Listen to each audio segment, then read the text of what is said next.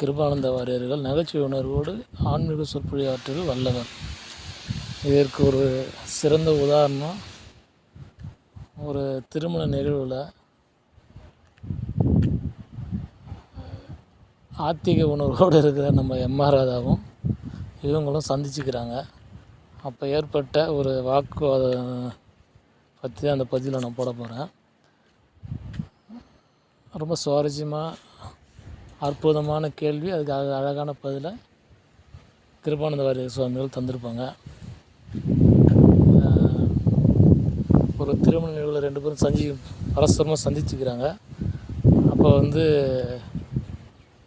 MR அவருக்கு ஒரு பாணியில் கேலியும் கிண்டலுமான ஒரு ஆத்திக கேள்வியை கேட்குறாரு.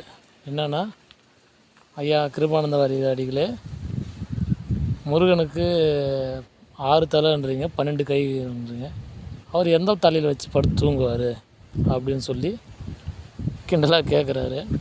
அதுக்கு நம்ம கிருபானந்த வாரியர் சாமிகள் அவர்கள் அவருக்கு ஒரு எந்த பதற்றமும் இல்லாமல் நகைச்சுவை உணர்வோடு அவரும் சொல்கிறார், நீங்கள் கேட்டது அருமையான கேள்வி, ஒரு நிமிஷம் பொறுங்க. வீட்டு திருமணம் பண்ணியிருக்கிற திருமணத்துடைய பெண் பிள்ளையோடைய அப்பையை கூப்பிட்டு, ஏங்க இன்றைக்கி நீங்கள் தூங்குனீங்களா அப்படின்னு சொல்லி கேட்குறாரு. அதுக்கு, இல்லைங்க ஐயா, பொண்ணை கட்டி கொடுக்குற வரைக்கும் எங்கே தூக்கம் வரும், அதனால் பரபரப்பாக அதை வேலையை செஞ்சுக்கிட்டு இருக்கிறோம், திருமணம் முடிஞ்சால் தான் எங்களுக்கு நிம்மதி பிறக்கும் அப்படின்னு சொல்கிறாங்க.